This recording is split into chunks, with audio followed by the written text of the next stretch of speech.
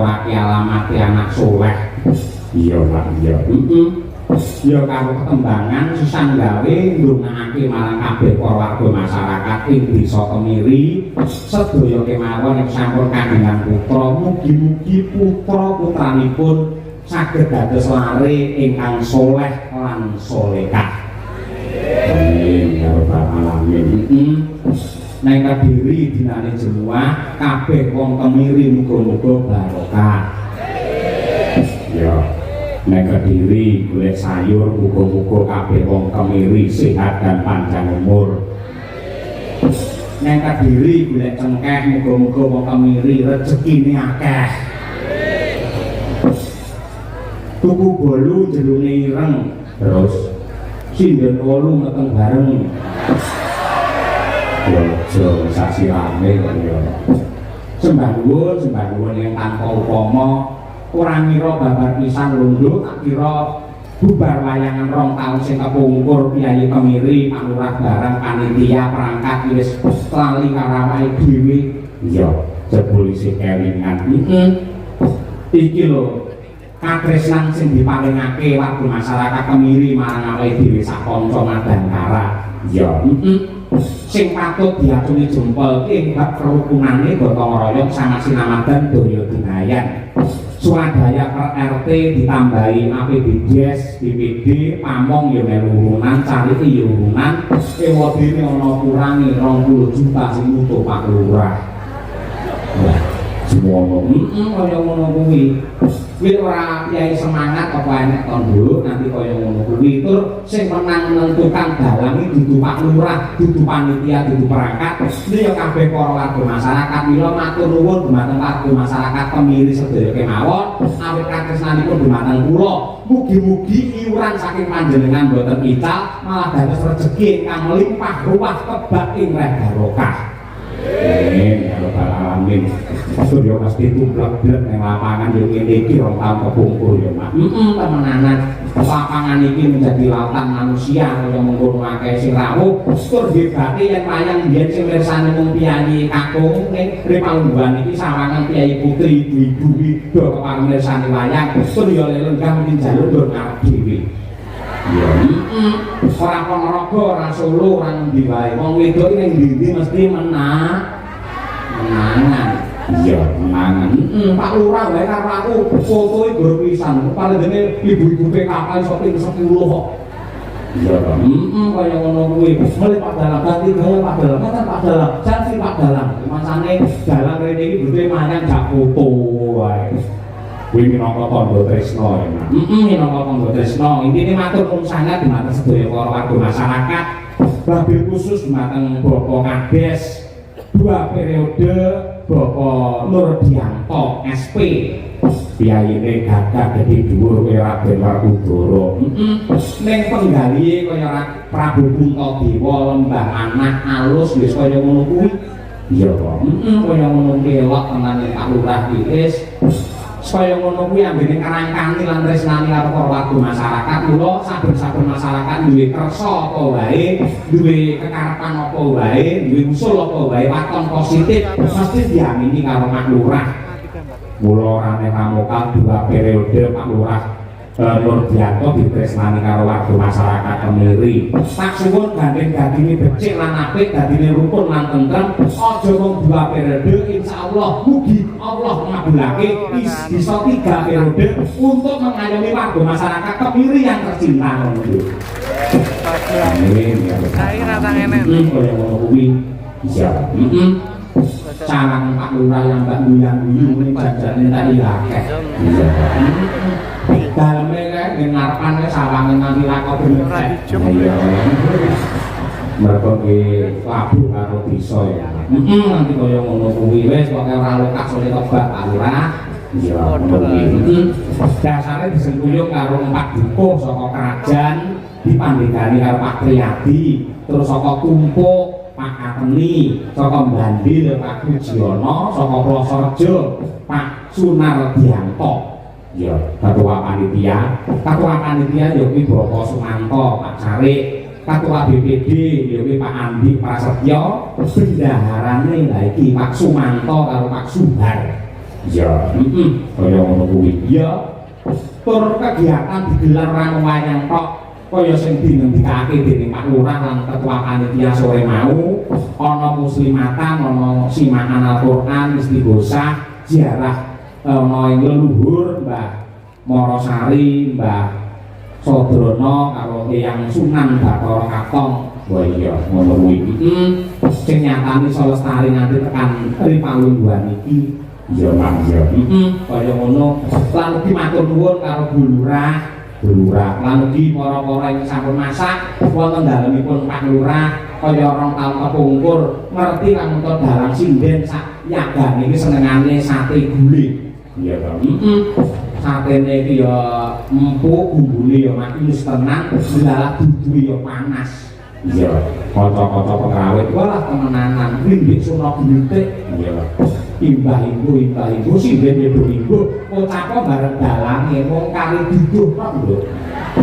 dadi apa irus tak ubenge seseru rene apa-apane bisa nah iya ini penting lah ya wis malah ngono kuwi malah tondo tresno kowe iki awakmu yen lemu ngono aja kakean kolesterol ora kok meneng jero malah dicawisi karo panitia luar biasa sembah nuwun iya kelok tenanan muga-muga karukunan rasa panunggal rasa persatuan dan kesatuan guyub rukun gotong royong iki tetap lestari oleh desa Kemiring nganti kapan bae ora sing jigal-jigalan ora sing sikut-sikutan anane wong tentrem lan rahayu mergo mirsani wayang insyaallah atine dadi seneng atine dadi marem le nyambut gawe saya mempeng pikirane dadi padang sing akhire sandang panane melimpah ruah untuk warga masyarakat Kemiri sedaya kemawon iya ngono kuwi kaya ngono kuwi sembah nuwun uga digelar reok sima budaya meten saka Kemiri dhewe ana meneh Karalitan Kakung Putri PKK saka Kemiri pokoke iki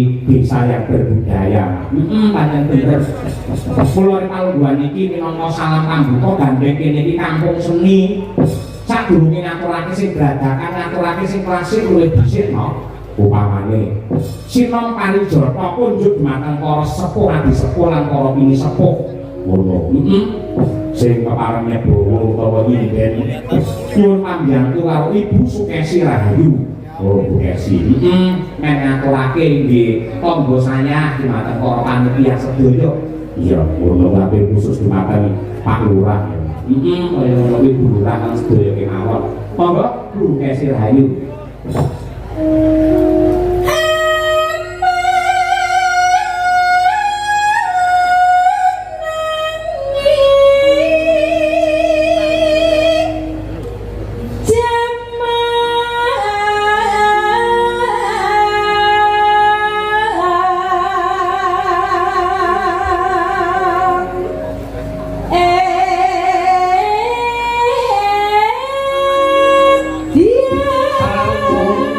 Dia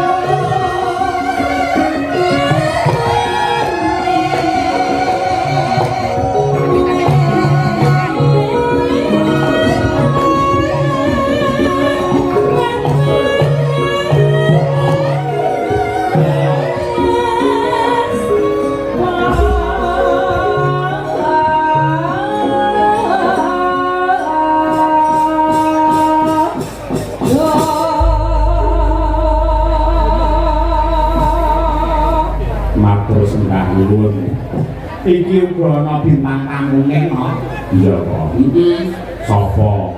Ya kuwi kaya rong taun sing kepungkur, ya kuwi Pak Haji Sumar Bagyo Gareng. Iya. Terus sing putri yang rong taun kepungkur Mbak Elisa saiki genti rasa, ya kuwi Mbak Tatin Titok. Wah iya. Ya, Jur. Diaturi jumeneng ya kuwi Pak Sumar Bagyo Gareng. Terus dibarengi karo dan men ora kendul semangate men kiprah glindrong ya kok sing adate Pak Gareng kiprah gagahan ki ijen men ana warna yang lain tak barengke karo anak wedok ya kuwi Mbak Kovalika iki ya saka lulusan Tari Isi Surakarta lho het gagahan ya iso insyaallah iso kula dipamerke marang warga masyarakat pemilih sedaya. Oh iya, mau mas, beli drongipun, dados, ya Pak.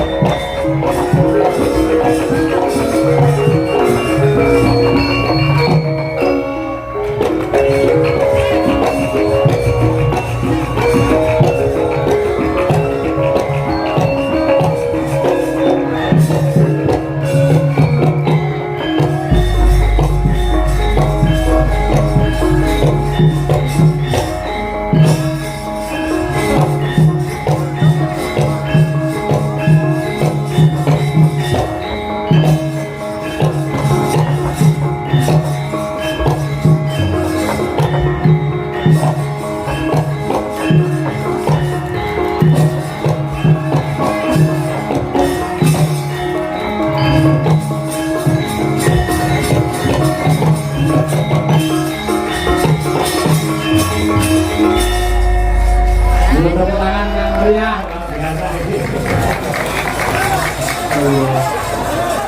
Pripun sampun terang dereng niku. Nun. Dereng. Mbon apa dereng, Pak? Dereng, ampun dipaido. Udan niku saking banyu niku panguripan. Muga-muga niki dipun ijabahi dening Gusti dados panguripan ingkang sae kangge warga masyarakat Kemiri sedaya. Pripun Mas Gareng? Niki sik. Lihat jenenge ketok kula tak munggase. Nggih. Nah, ngeten nggih. Cepat. Cetok. Nggih nyuwun pangapunten.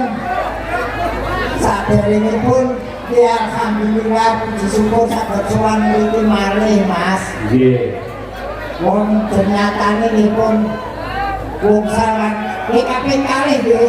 Kaping kalih menika selanjutnya sampun. Kaping kalih nek kula dipunmutaken Pak Kades. Napa? Pak Kades niki ana ping kalih hitungan Jawa niku kudu genep ping 3, Pak. Lah telu ki napa genep malah ganjil to niku? Lho nek wong Jawa ku hitungane garepe ping 3. Nggih. Ora angka ganep ning hitungane ganep ping 3. Nah, saya Pak Lurah Nur Dianto menika sampun 2 periode insyaallah. Nggih. Insyaallah panjenenganipun menika badhe pikantuk amanah malih untuk 3 periode ngayomi warga masyarakat Kemiri mriki sedaya. Lah menawi panjenenganipun Pak Nur menika dados kepala desa lan masyarakatipun tetep guyub rukun mboten namung ping 3 ning marambah KPKP nanggenipun muri-uri lan murid-murid budaya wayang. Kata niki jenenge tontonan boten bobot entara Semarangane. Nggih. Niki masyarakat sing rawuh boten mung penduduk kok masyarakat ning desa Kemari niki Kemiri. apa? Kemiri Ki penduduk ini asli desane Kemiri. Aku kok Semarang rene iki Kemari. Masa plesetan sama dia. Iki tadi karena kecamatan Buburan tadi. Kecamatannya Buburan. Kecamatan Jenangan. Jenang karo bubur iki padha wae. Iki luar biasa sing mirsani. Nggih. Ora beda taun sing kepungkur, taun kepungkur. Terus Wah, ini nganti merah yang tahu ditinggali rene. Wong kita ya wis entek aku mantu. iya. Masa mantu entek kudune bakti lek mantu kuwi. Apa ki watakmu gawe tes pijok mantu ndak ngono. Wong mantu wong proyek. Mantu iki nawa itu ibadah. Nikahake anak, ora beda kaya Pak Kades begini ibadah hidupe. Leres. Nabian biayanya kurang ditutup oleh beliau. Bapak Nur Dianto ini jadi betul-betul sesuai karo asmane. Kok iso? Nur ini memberi cahaya. Biar ini kepadan. Toki noto, jadi beliau menjadi Kades ini noto memberi kepadan dan cahaya di Kemiri. Pak Nur Dianto. Apa Dianto? Desane Kemiri, apakah makna dari Kemiri? KEMIRI. Kaki Kabupaten Melu Ponorogo. Leres nggih. Ewodene Kades Pak Nur Dianto asmane. Betul. Masyarakate guyub iki isin melestariake budaya bersih desa osulan apitan lan liyane. Rame kahanane beniki muga bola wayang kulit dalange Cahya Utadi. Terakhir iki bengi ana garene sing saka Semarang. Sing mesa katut jenengan. Katut iku digaris bawahi nang Semarang, Mas. Mergane Mergo saiki gareng ning di Kabupaten Kota wis akeh. Ya apa-apa wong jenenge kedung rezeki. leres. Kaya Pak Kades ini dia ibaratnya kedung rezeki secara tidak langsung. Nggih, terus dono rasa dono dia ora lokak bakal iso kebak Mas Gareng. Pakai dengan Pak Kades ini orang yang sudah siap menjadi Kades. Bukti ini apa sih yang menjadi hati kades? Sesuai dengan jabatan beliau kades. Kades itu orangnya harus memenuhi syarat 5 huruf ini. KADES. K. Karakternya harus baik. Karakter ini sifatnya kudu becik. Kuncinya itu ya. Nah, akalnya harus pintar. D. Dedikasinya harus tinggi terhadap yang dipimpin. E. Ekonominya harus mapan. Terakhir S. Spiritualnya harus tebal. Wah, ini terpilih kades. Ki Pak Nurdiato ini. Jadi memang taklem lebih tenan Pak Nurdiato begini taklem pokoknya. Sebabnya apa Pak Gilang? Kodok ini disuguhi gulai karo sate. Enak kan? Aku kolesterolku pas dulu. Ya maksa tak bintel mas. Gomule. Gomule kok jatuh sebulan. Ponorogo Semarang ini ada ke Semarang dadi apa boleh ini? Loh, sing legake sing nyuguhi disuguhi ora dipangan iki gelo yaine. Tetep tak bintel tak gomule. Kang omah Tak dol. sampeyan iki dadak kondang laris kok atur bule. Sik to, apa wong dodolan iku kudu wong sing ora duwe. Wong sing duwe ya entuk dodolan. Ini yo ora patut diparingi saka panitia kemiri njur Kang Mahito. Kowe nek lho karo butuh dhek tok. Lho nyatane karo Pak Lurah ya wis dilunasi sore mau. Lah, mergo wis lunas aku golek tambahan. Malah Ora tenan aku tenan matur nuwun tenan ditimbali rene nek wis tombokanen Mas. nggih, ini ora mandek teko semene lho Mas Gareng. Bape Desane lak kemiri wis kok terjemahke kok jabarke. Kecamatanane Jenangan. Apakah kepanjangan dari Jenangan? jadi jenenge camate nggo aku wong tepung. Teko tau nimbali. Enggak. Nah, Namun demikian, tetap pendengarannya yo rawuh demikian. Nganti ora nimbali tak enteni. tak kira kok wincik ora. Ora ngene mosok lu kadese wis nanggap kok camate lu nanggap yen aku yo isin. Kok sik to? Kades bersih desa ki mergo disepunyo karo warga. Lah Pak Camat dadi kepala kecamatan opo nek kok bersih camat ora enek. Yo dianake. Dianake Bersih kecamatan dianake. anggarane. Kok kades? Kades piye? Kok sing urunan kades-kades? Kemiri urunan saka warga akhirnya ditutup karo Pak Kades. Kuwi urunan kades-kades sak desa sak kecamatan Kemiri, sak kecamatan Jenangan. Sing nutup kok sapa terusan? Lho sing matur warga lho Pak, sanes lho Pak. Pokoknya sebab iki camate yo kudu nanggap lho. Kowe iki tak promosike kok. Kowe Pak Camat nanggap tenan kowe melu ora? Yo melu kok yo rombongan kok yo. Lah iki dene yo butuh, kere kok sombong. Kowe iki rung jagongan karo Pak Camat to? Urung. Aku mau jagongan sore mau nalika panjenengan sambutan. Nggih. Panjenengan paring Pak Dalan sakula mangke duka mantu napa syukuran kula badhe wayangan nimbali ki cahyapun tadi komplit klasik tanpa dagelan. Pak Camat iki. Apa pinarae kediri to? Pak pitados boten pitados wayangan tanpa gareng dan deres. Iki mergo enten kula udane mandeg. Gak iki. Nek karo Pak Camat ditambahi kok. Apa? Kula usulke mbok mawi dagelan gareng-gareng. Oh nggih, siap mawi gareng pacitan. Pak Camat yo ora seneng sing kali. Senenge sing original ya Pak Camat. Gareng yo original. Oh. Tandane gareng original ki apa? Yo biarkan penonton yang menilai.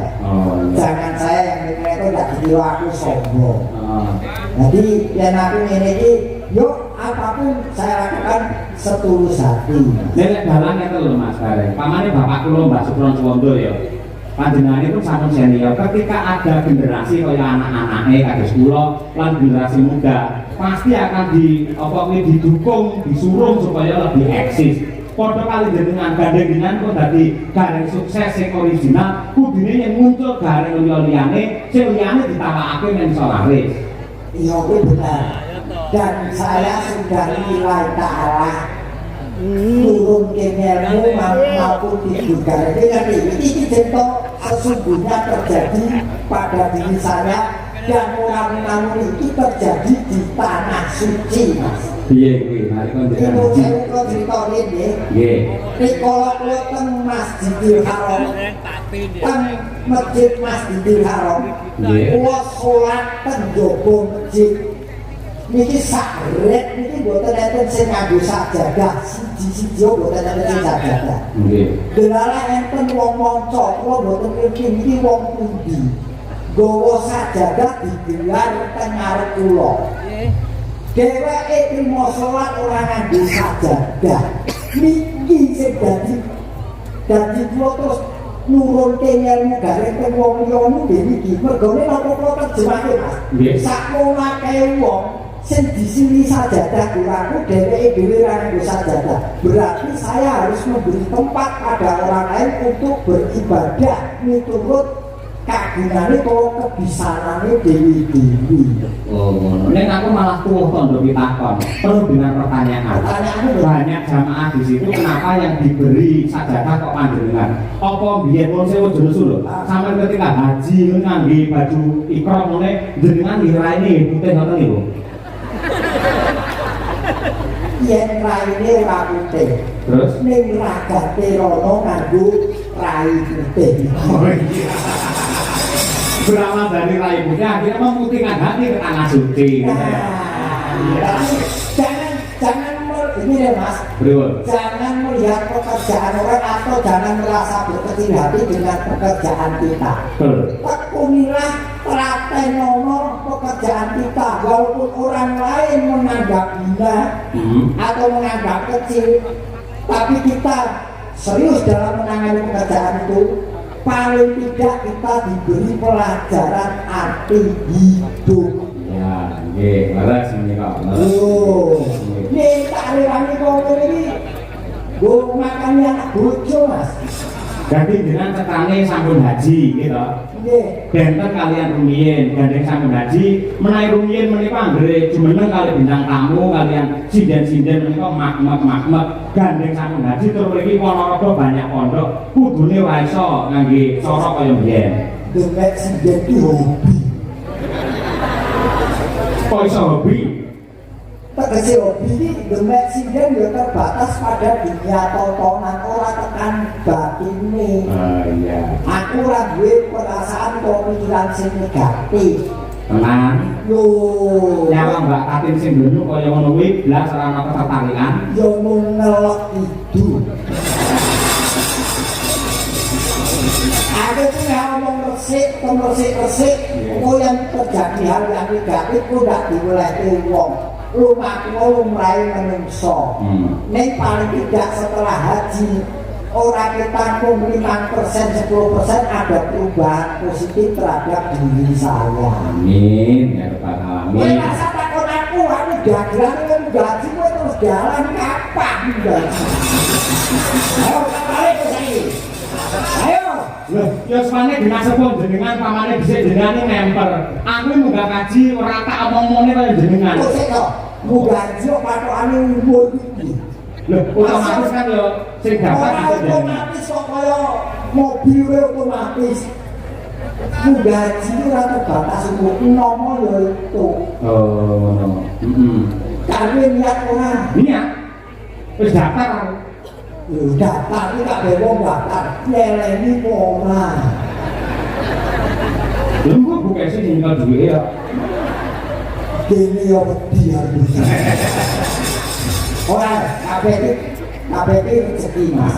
Jadi wong iso rono ki kerezekan salah satu unsurnya. Nggih, leres. Nah, gandengan Mbak Tatin men saya regeng men saya gayeng gitu. Terus ya dinteni karo kiai kene aku lumut. Lah sinden liya-liyane iki trincing-trincing ngono iki pamane ditresnani karo masyarakat lak mentor. Yo kiai ini koyo dream ngono. Jangan melihat bodi.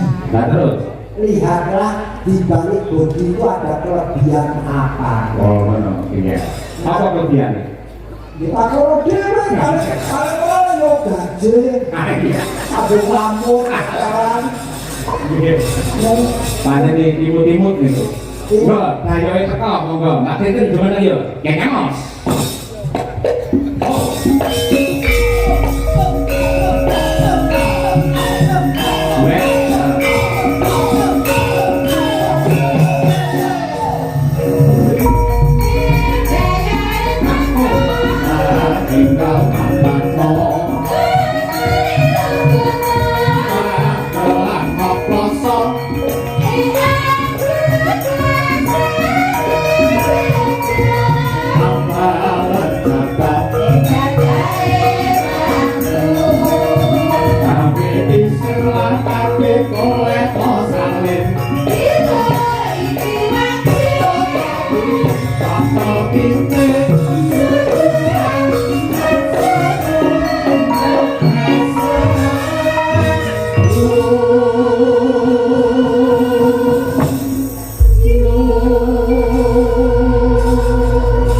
Lalu Mbak Tati Lestari Handayani. Siap nih Mbak ya. Menake ya. Hah? Menake. Oh, Menake apa? Oh anu pasokan anu pamane skegen. Ayo dhuwur ora ndek ora tegese pas porsine. Pak Tigere. Apa? Aku cek linggung nang kono lho, urung ngadeg nang kene wis dineke kaya dream. Semunake sapa? Sopo? Wong anu. Mau nang mbak ini piye? Sopo? Mau nih, mbak tadi mikro ngono kok diseni apa bodine kaya dream terus apa mau? Sing ngomong dudu aku. Lah sapa? Iki. Bisa bedane ra wayang karo dalan. Kowe lipat batu sebuti bokong. Tangan. Tangan ini di bokong. Kaya sesen gitu. Sing ngomong sapa? Iki tangi. Jane iso ngomong saka sapa? Karo dalan. Terus berarti sing ngomong aku sapa? Dalan somong mergo ditangkap karo Pak Lurah karo Abang Miri. Kan nyalon karo Miri kowe. Nek ada iki kan wong ngaran aku dream. Hah? Karena ini buat apa, Bu? Ini rano. Wong kowe ra wis aran kowe ditandon ya. Malu aku mana loh? Ini larang. Karena ini piro, aku ngerti keterangan yang mau. Hari ini aku piro ngerti ya. Jumbo ini kan.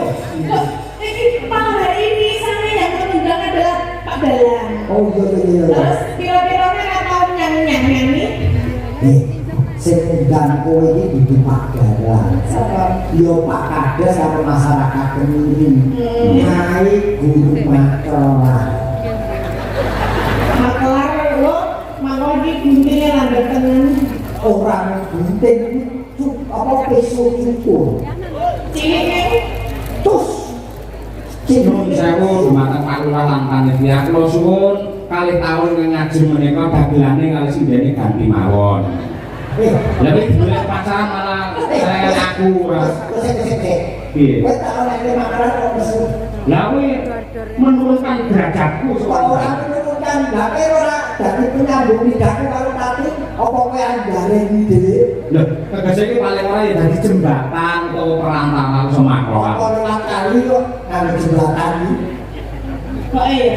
Wong ora napa ngono lho, kowe arep tati kan sing karo bahanan lho. Yo kok wong ngene wis pupu-pupu kowe masuk kali. Ayo wani percaya. Emang ini kok bakal padahal masa oleh pusat pupumu? Betul sebenarnya. Beda. Yo jangan ngono to. Nek jenenge ana lagi sih. Oleh pusat padahal pupuin jenenge. Terus liyane sak bapakmu.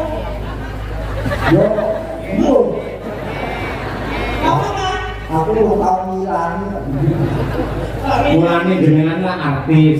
Sinden iki artis Mbak Tati. Ya piye carane menjaga tubuh? Lek mangan aja akeh-akeh. Olahraga aja keri. Mosok malah saya lari sampai saya gede. Pak iya. Heeh. Apa-apa? Bener. Pak iya. Ngono lho. Jenenge wong iki gede cilik kuwi iki relatif. Ana sing seneng sing cilik ana sing gede dadi anane sing cilik kuwi anane sing gede padha dibandingke karo sing cilik Sik pertanyaannya, Reng, aku takon karo kowe jenengan sing duwe pengalaman. Sampeyan milih sing cilik apa sing gede? Sing gede. Oh, bojoku jolomu. Ora ngomong cilik bojoku lesu. lah ya mana kaya jenenge gede cilik kuwi nek senengane gede to Pak De Betul. kemana aku dadi bojone jenenge nek omongane gedene senengane nek malah rasa dadak aku kasar to Pak De lah Tegese bojomu iki ngopeni awakmu. Kowe iso makmur subur. Ana lho dalang laris bojone sing tetep cilik wae. Kowe lemu yo, lemu makmur ayam tentrem kok jenenge ora harjo. Lha kene ngerti bojone Mbak Tati. Ini Mas Tulus awake masalah kali lumu tok. oh lho Pak De saiki Sampeyan wis cilik magare. Mas Tulus soyok cilik neh. Menyesuaikan. Kok iso? Lombok penumpang tahu. Tahune Iki. Thailand. kita ini wangi kok malah jalan mana Bapak Ibu menawi pengen dayar tahu mereka sambut cemaris tapi itu Bapak Ibu nggih sambut cemaris Jombok tawang kita boronge dhewe. wah. Barenge rakus iki. Aku seneng karo gendut tapi ngene. Bocah ketoke darahne sejatine atine becik. Oh, Akeh sing tresnani. heeh. kok iso iki joroke meneh ora Wis omong dhewe, aku salah salah. Jangan nek coba ngerti mau ya mau ndak Oh, aku iki omong tulus kok bojomu. ayo ten bojo iki lho Lah iya. tulus saka ati Lah yo tulus iki bojomu yo. Tulus kok bojomu. terus Jadi aku ora basa-basi. Oh, dadi opo-opone yen iki dicayake. sampai kok sae Aku saya apik sing sae. Mbak Tati matur nuwun sik nyapa warga masyarakat kabeh sekarang. bisa kok matur nuwun kalian panjenengan karena panjenengan kok saged jalan wonten kemiri menika Pak Dalan jika kalian matur nuwun kalian Bapak Lurah menika sampun pitados kalian Pak Dalan dikengken maklaraken kula nggih Lambemu kok karo gareng. Aku ora ngerti. Kuwi mergo sing mengaruhi kowe, Reng. Ngomong ngawur iki ngomongé oleh dhewe kok ngomong lantaran Pak Dalan antara apa-apa iki darane rezeki Mas. Iya. Kowe wis entuk pahala sing gedhe. Amin. Dadi darane rezeki pati. Nggih. Nggih. Dungane piye, Mbak? nggih kagem masyarakat wonten Kemiri sedayanipun Kecamatan nanti, Mbak? jenengan Wah, apa bisa? jenengan apa lah Kene iki kemiri jenengan kula apa neraka. nggih Kemiri jenengan neraka sing mirsani wayangan ora wayangan sawiji apa. Tuhan. Ono dadi apa iki kok. kalian bayang Bapak mangan roti cacahe 6 Nah, Layak lemu akeh. mugi warga Kemiri tansah ayam tentrem Nggih. ngomongmi ngombe kopi kurang lagi. terus Iki kok lagi kopi iki. anaknya apa Ora kopi kurang lagi yo. ana belakangan iki pokoknya derek teman nggih Pak Bu nggih menika wujudipun tampil pitot menawi jenengan derek kenal nggih derek teman kalian kula menika tampil pitot saking Sentolo Kulon Progo daerah istimewa Yogyakarta nggih ngeten iki apa ngoten Akare ngarani istilahnya kowe triple T. apa Triple T. triple T apa Taping pitot triple T. Taping pitot. Papat malah. Oh, mana ya? Nggih. Catur. Catur metro. nggih menika mbok pilih matur namun dutan lagu napa Pak Leo Iya, Mbak, menika kula wasihin. Saking paguyuban driver ambulan desa sekecamatan Jenangan siap mengangkut gareng. Ya, Pak, baru tak tambah dhewe, sorry, Reng. Nah, apoke Kedok gareta. Lagunipun tembangangan kering sret ya niku sembuyane nggih. Kering sret ya. Nggih, hubungannya kalian kesehatan lan kasugenganipun tiyang niku. Assalamualaikum warahmatullahi wabarakatuh. Waalaikumsalam. Kula nyuwun gending tayub kalajengaken sambel kemari. Kula ketulaken grup PKK Sekar Melati. Saking kula Pak Harno Krajan. Makaten saking kula wassalam. Nggih. Saking kula ki apa barapan jelas iki apa? Jane sama ora. Tulisan ora jelas apa ora. Saking kula. Allah tinggalé. Jajal iki sama ora. Oke. Oke piye? Pacane apa kok oke? Lah oke kok semrawut. Miss Wi. Oh, Apa? Miss Wi. Piye? Berikut kerajaan bumi. Pak Desi bener le maca iki. Miss Ni. Nah, Saking lo Miss Ni. Gelebot. buat Pak. Penibut. Gelebot kerajaan Kemiri. Ya. Ini kan rumah apa? Aku di rumah begini. Kemarin biasanya Ya wis kan apa? apa sakit dalam ngono keren. Tapi ini kalau orang ngerti bumi dalam Terus? dan alam dari kota masjid. Ora amal. Salam Mas Sahyo, kula nyuwun gending pedang kuning dipun bawani. Nggih. Sesideman dipun bawani gending iki kula ketunaken dumateng PKK Sekar Melati Krajan. Nggih. Satu ngadesi kalau Nggih. Oh ya wis foto-foto ta Pak Dek. aku senang di ya aku bisa memakai masa kamu ganteng dulu. Ya orang kalian kok ya. Kula Mbah Untung sing Mbah Reksa. Gogo Kalang Timur. Kula nyuwun lagunipun Rengu kula aturaken dumateng Pak Dalang matur nuwun.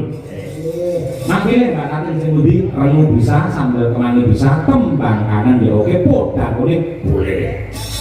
Nggih, napa Pak Bu? Podang ning ayu Mas Dar malah ongkang-ongkang. Dari sini Malah ndelokne bae lho. Aduh, bapak mana kamar?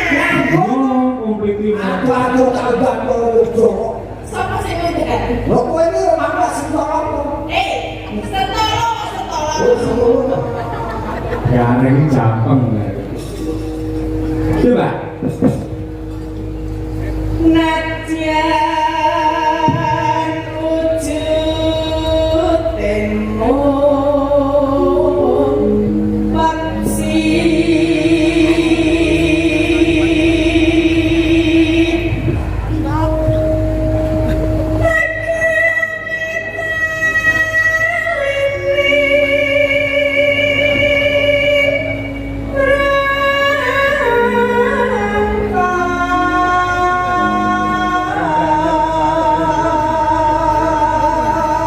Suara sebelum di tangan. Seperti ini ya. Halo asmane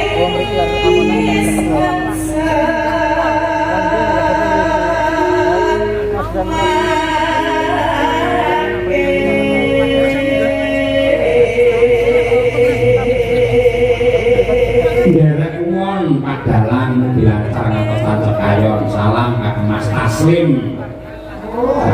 Mesti ugi caci rover Ponorogo. dan temen to iki Mas Kasim nang ndi ora perlu nare. Padahal iki jane kancane telepon WA aku ngono ben terkenal be. Oh, gimana kan hari ini sudah di streaming nggih. Terus? Konten di channel mereka sampai tembus 6.000 berapa. Alhamdulillah. Luar biasa. Cara apa? Niki mau saking Pak Waris Sugiono. Ugi saking Wah, ini bocah dengaran. Jogja Monitor siap diunggah di channel Pak Dalam. Dari siapa aja lah? Siapa? Elisa Cordamus Alaso. Nah, iya. Aku bakal kamu sih loh, Elisa privat ini. Kita aku jago dari sembulu. Kalau misalnya saya hidup di pokok sama saya. Itu ngopo? Ini pokok kayak Pak Negara ini. Itu saya 300 Apa? susu. Oh iya. Ini cici ini. Iya. Sebenarnya Mbak Elisa. Salam kangen dari kita. Kalau ada ini Ya, Pak ya.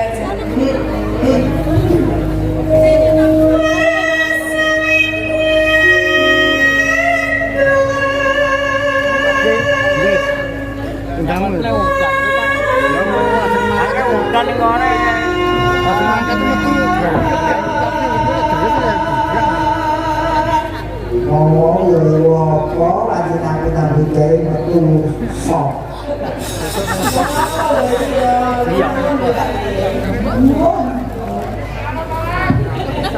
Tolong Mbak, aku suci dibagi tas tersebut ya. Mas, aku loro ya, Mas.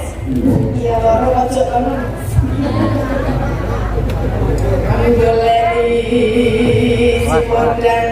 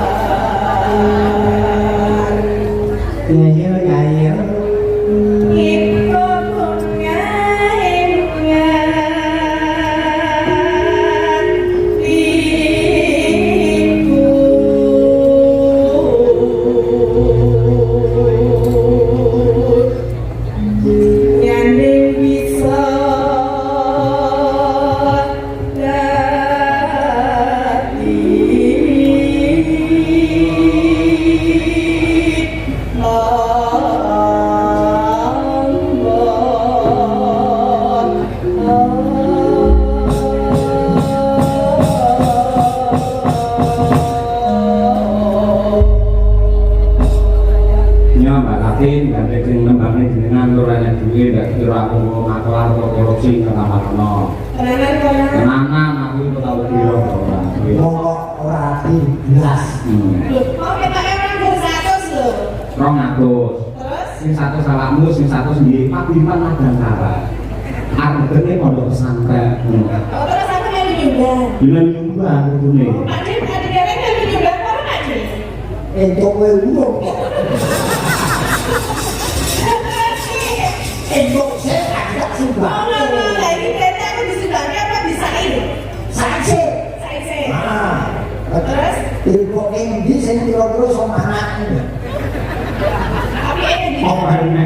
Harus apa yang dia tidak anaknya harus apa? Yang kok yang harus kumpul disumbangnya. ya, salah ini sih. Bikin Arab tanduk sudah Iya. kalau baru-baru kita disumbang. Kelas iki kowe, Pak nggih. Terima. Kelas iki kowe. Sabar. Oh, iya. Jadi ini biasanya sama tuh ya. Aku berkecek lho. Salahmu ngomong-ngomong, ngomong Pak, jangan Pak.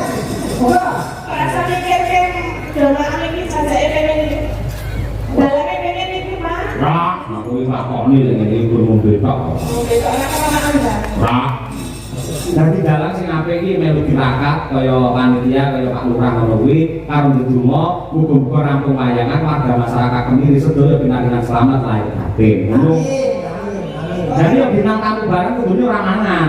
Nirakati sing nangga. Aku mau wis meh ranganan Mas. Terus? Paksa karo Pak Kades. Dahar Pak Derek dahar. Mau aku dari rahat, dia tetep tak kanan. Iya, katanya mau jodoh apa balik? Aku memang belum. Ayo. Lah ya balik ke jodoh. Terus sekarang kapan? Lu nanti saran kowe layangan. Terus aku semangat coba sih gendong. Aku. Ini ora kuat dengan. Ini karena gendong loh kita. Tapi waktu mangan, mau lagi panen. Para kuda kuning Mbak Tatin kita yuk atas. Bisa aman.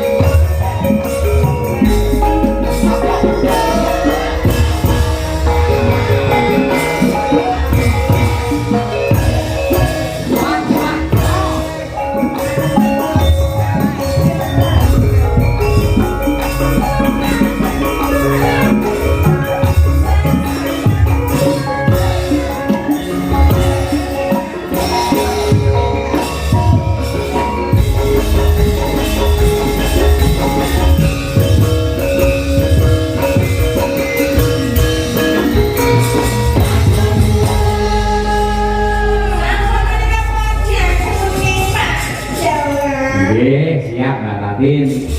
Mangke jenengan kudu pramen karo Pak Gareng niku kersane panitia ngoten niku jenengan bisa menyusun kekuatan dulu jelas sebentar. Iya. Lakonnya apa ya nanti ya kira-kira ya? Ya, terserah pada. Terserah. Ayo, ayo apa ada. Oh, ini wajan. Ya orang itu yang ditimbali dengan ini suaranya yo terus becik apik. Cocok donasi terbaca. Nggih. Ambak nuwun sewu piyayine pancen rada lemu ning lelewane iki pancen milang wonten. Mula akeh piyayi sing gemes karo Mbak Katin kuwi. Nah, paten tak coba jadi Katin. Ini apa? Tikrap. Tiktok. Itu dengan perang apa pertrinane belum suara. Iya. Oh. Wah, ini Katin ini semudah bisa. Mergo apa? Umur.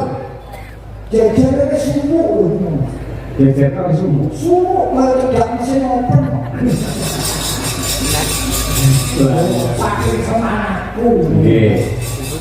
Nyobi gamelanipun ingkang kelok. Nah, nika niki kakungane Mbak Supron iki Mas Gareng. Oh, niki. Nggih. Karena sayangnya dia Mbak Mbak Supron. Nggih kula pun bidal teng Grobogan nika. Nggih. Oh, tak kira gamelanku karo ayahmu kok gadekke. Tak opro. Kuwi Mas kawin kok ngawur ya, Pak. Lha kawin wong jane yo nanggak begini ngomong. Ora Awan bengi. Wah, Malam. Pak Dudin. Ya mungkin bapak diri sing duweni ora masalah. Betul. Mbak Supron Suwondo. Nggih. Mbak Birgita, yuk berdiri tak tang tak tang tang tang. Oke.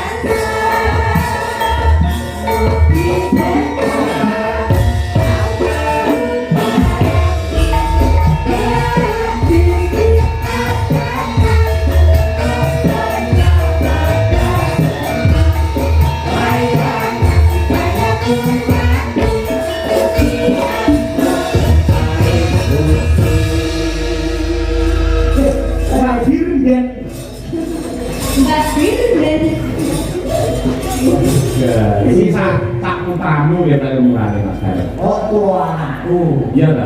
Tua anakku. Tua anak sing radil kan mungkin ke arah tua karo anakku. Sinden saiki nom-nom ayu-ayu. Disawane enak. Suaranya apik. Suaranya apik. Ngomong sayangnya di siji. Ora gelem karo aku. Ya gak gelem aku. Sama kerjaannya putih kayak ngono kayak Walid malah. Ora ngerti kok minta ilang udah aku merasa enak. Oh, wah, jadi apa dong? Nggih kula Birgita Ayu. Iya. Ora ada candi. Kula Kediri Jawa Timur Pak De. Tadi apa anake paling do? Ora. Lah kok jenenge Birgita? Yo kayak Pak Mergo pengendungan makanya dadi aku Pak De. Oh, jadi bapakmu beber, kemendemen, terus anak-anak kowe. Iya, ketoknya ya ngono Pak De. Oh, ya pulang kamu kan jadi comjan. Apa kuwi? Bapaknya mendem comjan metu anak siji. Mulai ini ora apa-apa. Masih apa-apa ku jeneng iki wasiat saka wong tuwa. Lah Mbak Birgita iki cara buah apa Mas Gareng? Iki sing diarani buah anggur iki. Urung dipangan disarang wis seger. Rasane wis seger. Lah Mbak Kinong iki cara buah apa? Iki Heeh. lengket. Ketoknya kokoh, ini sejati ini manis, ini hati-hati. Kowe mangan klengkeng ora pas kadang meledak ngose iku bahaya. Lari kesalahan. Bu, Kesalahan kelengkeng. kok elek kok iki klengkeng kok elek. Kelengkeng. Klengkeng yo ora mangane siji-siji. Nah, ini kelengkeng. Lembak dia munasira dua apa? Iki, Nggih. iki jeruk. Jeruk. Jeruk ku lagi disarap wis nyenengake. Najan orang kencang disarap kok nyenengake. Nyenengake. Lah jeruk kan akeh ana sing legi ana sing kecut. Iki jeruk apa? Aku kan itu aku tahu gila. Bener. Oh, tak ada lagi. Tahu dilat biasanya dilat geser kok kuwi. Oh. Terus kuwi Mbak Ova karo apa? Iki. Nah. Pir. Pir kok. Pir. Beri buku wong dikai yo pir. Dua pir. Nah, bojoku awas nang jalan. Jambu weton demak. Dari Gerak. jambu air. Jambu air weton demak minyak gerak. Iya. Mbak Tuti kayak sebelah itu guys. Nah, ini. Mbak Tuti apa? Oh. Melo. Melon. Anak yang wujudnya jopo keret-keret. Oh. Yang dibelah kuwi dipangan seger rasane. Iya. Mbak Lia. Iya. Lihat sih Sebelah Mbak Tati. Mbak Tatin. pace. Sia-sia. Sia-sia. Pace apa manfaatnya? Pace iso digo jamu. Oh, Jamu apa? jamu menurun darah tinggi ya. Karena nggak tahu ngombe. Eh, Nggak tahu ngombe. orang tahu gitu. Tahu. Kok nggak ngombe bareng ya? Pace itu manfaatnya mas. Oh, kalau seperti sih dia mudah bermanfaat. Loh, Mbak Tati tolong jelas dua apa Mbak Tati? Pokoknya, Nggak Kak Rani. Kak Adil kok. kota anaknya buang rok. Terus menjadi orang yang ini aneh di kita ini saya sekolah sebelum saya. Sampun lulus Pak D. Sarjana seni nih Pak. Ini luar biasa. Kesedihan kamu betul mas. Kalau tadi itu S1 semuanya. Oke. Ya harus nih Pak D. Seorang wanita itu harus. S1 dulu itu tidak ini. Niki. Pokoknya siji. Iya. Lo tapi S1, tapi S1. Ini bagian malah magister seni. Magister S2. Jadi ojo sok nyepelin dan jangan memandang-mandang seniwati karena sekarang sudah sarjana saja. Nah, iya. Iki Mbak Brigita kamu putih ya kuwi tembang kangen. Nah, iya. Monggo langsung kemawon. Diaturake tembang kangen kunjuk dumateng sedaya kaya para pamirsa, para lenggah ugi kang monitor wonten ing streaming YouTube. Kaya matur nuwun. Belum sih ya Mas, belum sih ya. Ayo sendiri mikir diangkat semua. Iya. Ayo, mikir diangkat apa? Kalau satu itu, kalau lagi nanti saya juga kan. Iya. Iya.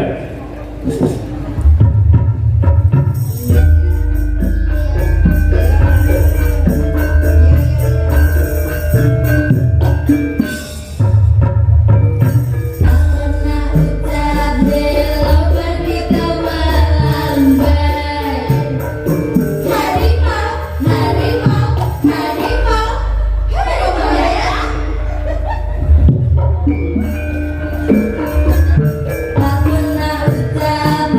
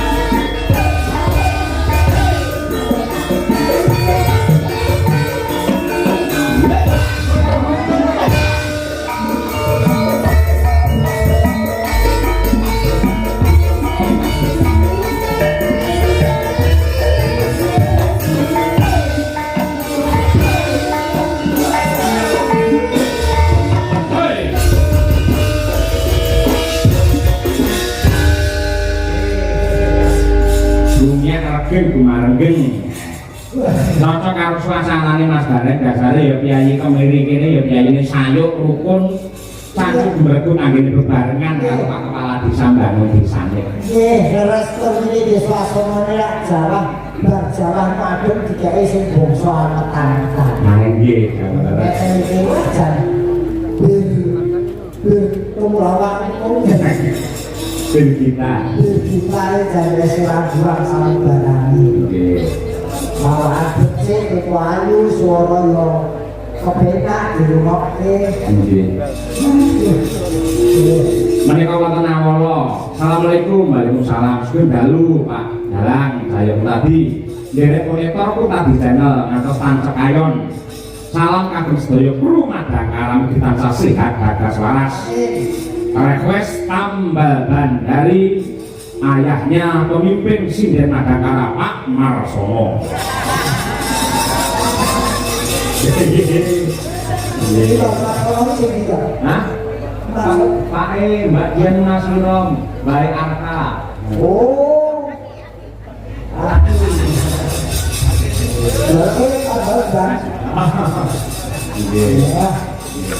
Ya, pinakane men jumeneng men Pak Tatin ya Pak Tatin.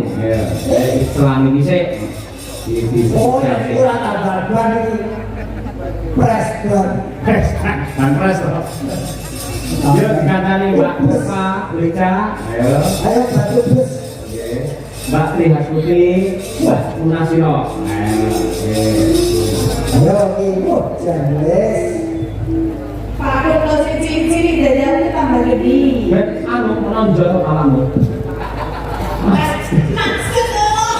Loh, alamu iki lho, kan sudah ada kita jajan aja. Itu rasa ditonjol-tonjol wis menonjol.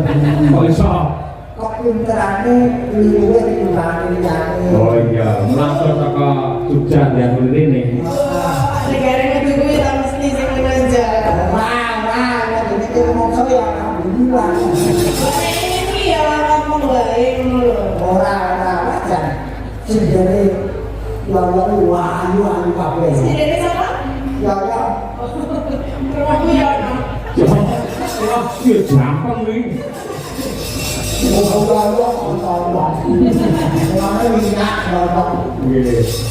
Ini wis jumeneng kabeh iki baru sing ayu-ayu. Saking mriki niku Mbak Dian Nasiro iki. Bagian masuk tadi dok sayang. Madiun, asli Madiun Jawa Timur. Madiun. Si desaknya nanti Jawa Timur. Oh, tenang. Sing iki. Kowe jenenge sapa? Okfa. Hah? Okfa di. Apa? Okfa. Apa belajar omongan itu mati. Tadi apa? Kula aslinipun Wonogiri. Wonogiri terus Tapi besar di Sidoarjo, Surabaya. Ini Wonogiri bisa di Sidoarjo. Terus sekarang dimakan orang di Solo. Boleh toh? Oh, terus bisa. Dereng. Dimakan orang Solo. Terus saya mangan bareng karo kanca-kancane cah Solo ngono. Wah, ada ibu lah kodoh. Ya, kowe nanti sih ada apa? Nggih. Aku Nah, sejauh ini. aku ditakoni Pak bikin kayak koncone. Orang sakit kalau itu kan ada kunci. Iya tapi yang cepet aku nek suwe-suwe mau. Malah gila. Alah aku sih gila apa ya men mampir nggon aku tak kaya entok ya dipangan lho. Sampai aku satu kafe terus kaji dia kaji ora apa kayak aku karo aku. Lu kayak kok. Heeh. Terus piye kare? Zaman rong kaji kan sering mampir nggon kula Pak ya bareng saking kaji kemelinti. Tapi kok gila gitu. Sampai kemarin ya parang kowe mengaku, ayo mengaku. Kowe ranjok jadi buka tempat umum. Loh, orang apa biar mereka tahu bahwa Pak Negara ini seperti apa, harus begitu. Anak kelas mulai lolok sih, aku. Kenapa Pak Tasya Mion? Orang pokoknya rombongan wis tau kabeh.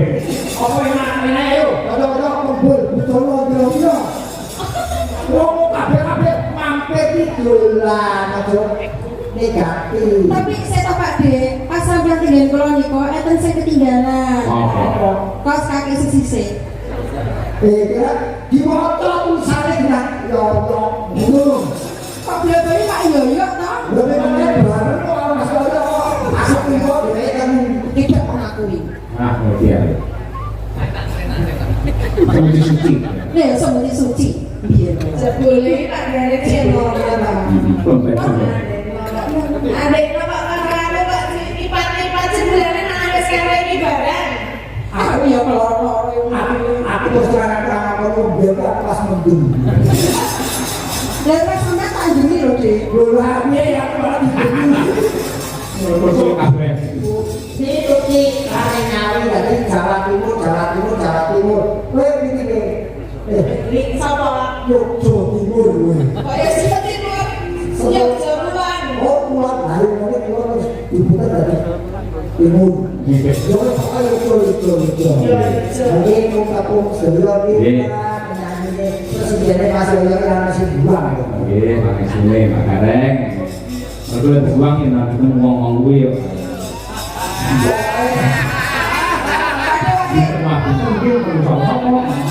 Pak De, ini dibuang mboten purun, balik malah dibuang. Kok anggar pecah Sama dibuang ana ana sinden anyaran Pak Gareng. Sinden anyaran datare langsung diantemi sinden-sinden iki.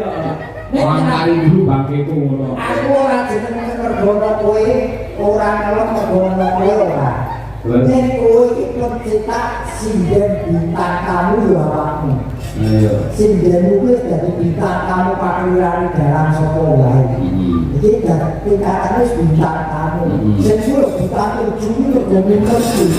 Lho, sampeyan dari kita ukur sih dari madang.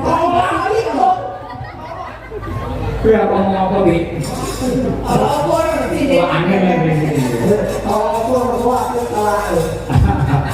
Ya, kamu itu diaturake tambahan saking Pak Marsono.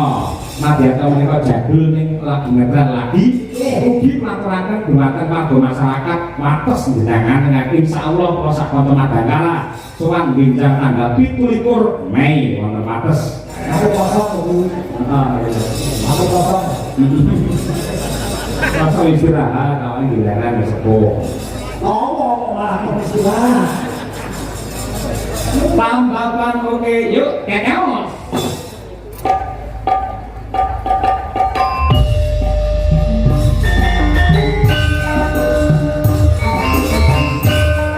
Ayo Mas,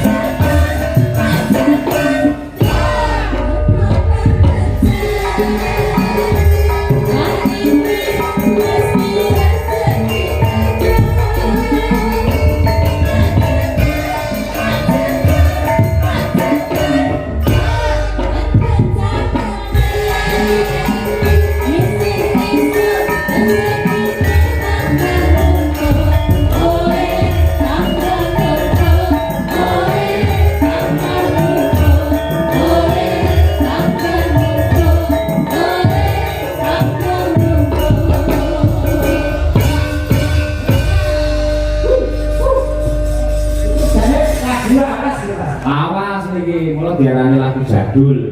Ayo lagu awas bro. Iki bane wis ora nggo batu bres. Urung. Nek batu bres ora medhor yo pes. Nah iya pelan-pelan Pak. Pelan-pelan medhor itu ngono bane jero. Nggih, terus Pak. Ate.